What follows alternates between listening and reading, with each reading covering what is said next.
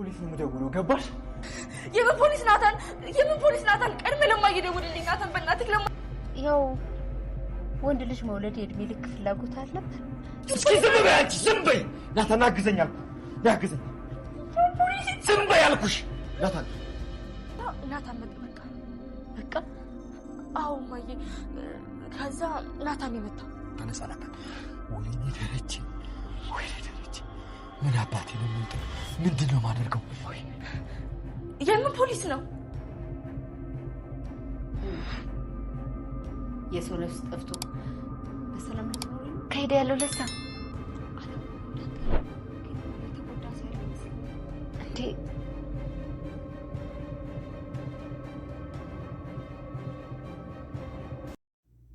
ኤቢ የሰው ህይወት አጠፋች። ያርዱ ጓደኛ የነበረው ሊይዛት አንገቷን ሲያንቃት ከኋላ ውሃ ስትመጣው ተነስታ መልሳ ስትመታው ነበረ። የዚህም ጊዜ ጭንቅላቱን በምትለው ጊዜ እሱም ወደኋላ ፌንት በመስራት ህይወቱ ሊያልፍ ችሏል። የኤቢ ጦስ መቼም አያልቅምና ናታንንም አስወጋቸው። አርዶ የተባለው ጓደኛውን እንዲፈልግ ገባ ወጣ እያለ በሚሄድ ጊዜ ኤቢን ሲያገኛት እንቅ ሲያደርጋት እኔ ላንቺ ለፍቅር ስል እንጂ ለሌላ ሰው መስተፋቅር ታሰሪያለሽ እኔ ተቀምጬ በማለት ዘሎ አንገቷን እንቅ ሲያደርጋት ኡሪ በማለት ናታን ከኋላ ደርሶ ያሰላት። የዚህም ጊዜ ረፍ እንዳታደርገው ተረጋጋ፣ ስሜታዊ አትሆን እያለ ቢለውም በፍጹም እኔ እሷ መጫወቻ አይደለሁም በማለት በጣም ሲናደር ነበር። በዚህም ሰዓት እንግዲህ በጣም በሚናደር ጊዜ ናታንም ከኋላ ያዝ ሲያደርገው ኤቢን አንገቷን አነቃት። መጨረሻ ላይ ግን ናታንን ሊወጋው ችሏል። ናታንን ደሙን እያፈሰሰ እዛው ተደፋ። አቶ ደረጀ ያየውን ማመን አቃተው። ከሰላምዬ ጋር ሄደው በመጡ ሰዓት ቤታቸው የጠበቃቸው ትልቅ ሀዘን ዱብዳ ነው። ይሄን ያየው አቶ ደረጀና ወይዘሮ ማርቲ በጩኸት ቤቱን አቀለጡት። እኔ አይደለሁም የገደለው ናታን ነው በማለት ኤቢ ሽምጥጥ አደረገች። ጉድ እኮ ነው። ሰላም ጤና ይስጥልን ውድና የተከበራችሁ የቻናሌ ቤተሰቦች እንኳን ወደ ቻናል በሰላም መጣችሁ። ዳጣ ክፍል 84 ተለቀቀ። እንግዲህ ወደ ክፍል 83 ስንመለስ ኤቢ ያንን ልጅ መታው ነበረ ወድቆ ያለቀው ማለት ነው። በዚህም የተነሳ ህይወቱ አለ የለም እያለ ናታንም እዛው ቆሞ ነበር። የዚህ ጊዜ እሷም ለማምለጥ እየሮጠች ነበረ። መጨረሻ ላይ ግን ናታን እንድሲላ ከልጁ ጋር በደረሰ ጊዜ ህይወቱ አልፏል። ናታን የተማረና ብዙ የሚያቅነውና ምን ሆኖ ነው ሙቀት የሚለው እንዲህ እያለችውን እስኪ አንሳው ብልጧና ተንኮለኛዋ ኤቢ ግን እስኪ አንሳው ቀጥ አድርገው እያለች እሱን ትጠይቀዋለች። እሷ ግን እንዴት ነው የለም ህይወቱ አልነካም እያላት ነበር። ምክንያቱም የኤቢ ተንኮል አሻራው የእሱ እጅ ላይ እንዲቀር ነበረ። የዚህ ጊዜ እንግዲህ እየው እያለች ነበር አልነካም ብሎ አንቺ በገደልሽው እኔ ተጠያቂ ሊሆንልሽ ብልጥ እያላት ነበር። ናታንም በዚህ የተነሳ ሙቷል ገለሸዋል ሲላት ኤቢ ግን ትታው በየሮጦይ ክላሷ ሄዳ ነበር በሩን የዘጋች። መጀመሪያ ግን ወደ በሯ ከመሄድ በፊት ስትወጣ አርዱ በሩን ከፍቶ ሲመጣ እሷን ያያታል። እስካሁን ድረስ እኔ ጅል አይደለሁም በህይወቴና በፍቅሬ ተጫወትሽ ነሽ። እኔ አፈቅርሻለሁ ስልሽ ሂጂና መስተፋቅር አሰራልኝ ብለሽ ሌላ ሰው ለማፍቀር አሰርተሽ አስመጣሽኝ። ስለዚህ አንቺን እገልሻለሁ በማለት የያዘውን መውጊያ ጩቤ ይዞ ወደ እሷ ተጠጋ። የዚህ ጊዜ ምንም ነገር እንዳታደርግ ወንጀል ትገባለህ፣ ሰው ቤት መጥታ ምንም ነገር እንዳታረግ ብትለውም አንቺ ጋር እንደዚህ በህይወት ከተጫወትሽብኝ ቀጥሎ ቢገባም ምንም አልሆንም በማለት እንግዲህ መልስ ሰጥቷታል። መጨረሻ ላይ እንግዲህ ናታንም እንዳትነካት በሚለው ጊዜ አንገቷን ንቅ ባደረጋ ጊዜ አርዱ ከኋላ ናታንን ቢይዝ ያንን መውጊያውን ስለያዘ ናታንን ሆዱን ጫር አድርጎ ደሙ እየፈሰሰ ነበር። በዚህም የተነሳ ናታንም ተንቀጥቅጦ በመነሳት ኤቢ ግን ደማ ሆይ ብላ እንኳን አላየችም። የራሷን ህይወት ለማምለጥ ወደ ክላሷ ሂዳ በሯን ዝግት ነው ያደረገችው እንዳይመጣብኝ ብላ።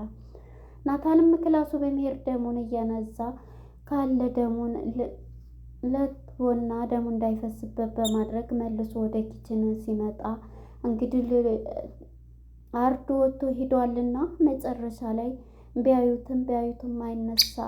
እንግዲህ ውሃ ትመጣና ከድንገት ታየዋለች። የለም እያለ ወይኔ የውሃ ፓርት ላይ ውሃ እኮ ትዝስት ላይ የለም እንቅልፍ ወስዶት ነው ብላ አይኑን ይዛ እንደዚህ አይኑን ግልጥ አርጋ ብቻዋን ነበረችና እንደ አይኑን ስታየው አይኑን ግልጥ ታደርገዋለች። እሱ ሞቷል። ወይኔ ብርድ ይመታዋል፣ እንቅልፍ ይዞታል፣ አልብሰው እንደያለች ውሃ እንግዲህ በጭንቀት ገብታለች። መሞቱን አታውቅም።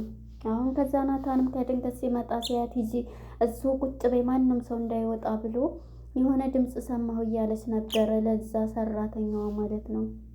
በመጨረሻም እንግዲህ ይሄን በሚላት ጊዜ እሷም ልትሰማ ፍቃደኛ አይደለችምና ሂዱ እናንተ ከዚህ ከክላስ እንዳትወጡ፣ በፍጹም እንዳትወጡ በማለት ናታንም እንግዲህ ከቤት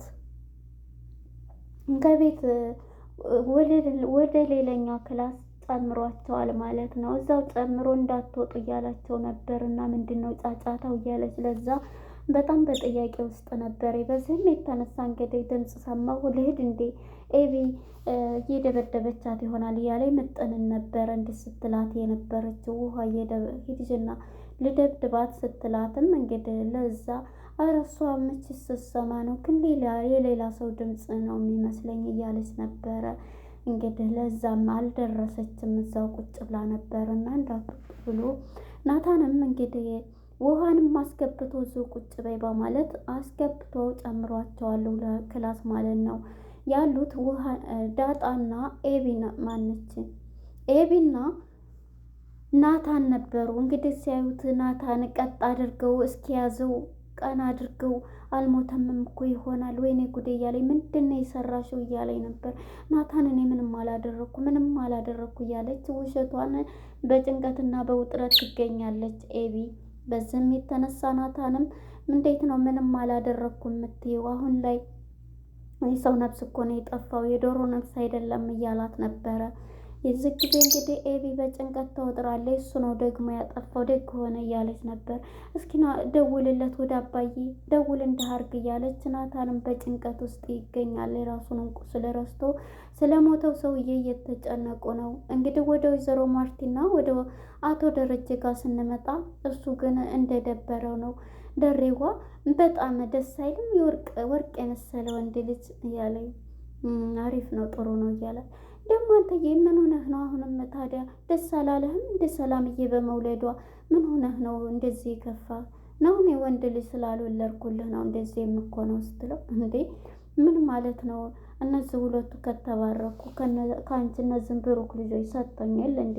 አይ የኤቢን እንኳን ተወው የኤቢነትን ልጅ እያለችው ነበርና ሁሉም እንትን ሲል ነው እያለ በቃ እነሱን ከባረከልኝ በቃል እያላት ነበርና እኮ ደስ ብሎኛል። እንደውም እኔ ልጇ ያሳሳል እዚህ መታ ብትታረስ እዚህ ብትሆን እያለ ነበር። በቃ እዛው ዘመዶቿ ጋር ትሆን ምን ትሰራለች? ዛመጣም ማመጣም ማለት እንዴ ምን ሆነህ ነው? እኔ በማጣራበት እኮ እንትን እላለሁ። አንተ ግን ለምንድን ነው እንደዚህ የምትሆነው ስትለው፣ አይ እኔ እንደዚህ ያልሆንኩም ማለት እኔ እንደዚህ የሆንኩበት ምክንያት ማለት አልሆንኩም ምንም አልሆንኩ እያለኝ ነው። እሷን በቃ አትናደድ በማለት እንግዲህ ደሬን በዛ አይነት ነገር እየመከረችው ትገኝ ነበረ።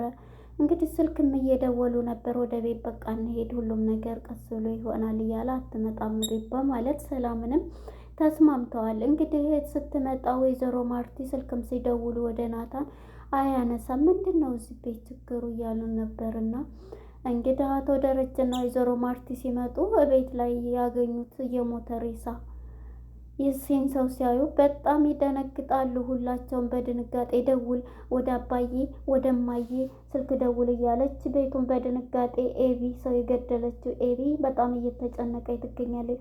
ምንድን ነው ያደረጋችሁት? በማለት አቶ ደረጀን በንዴት እየጮኸ ይገኛል ቤቱን። ወይዘሮ ማርቲን በጭንቀትና በእንትን ሊነካው ስትል አትንከው አባዬ እያለ ነበር ናታን። አሻራው ማለት እሱን እንደገደለው እንዳያደርገው ብሎ ነው።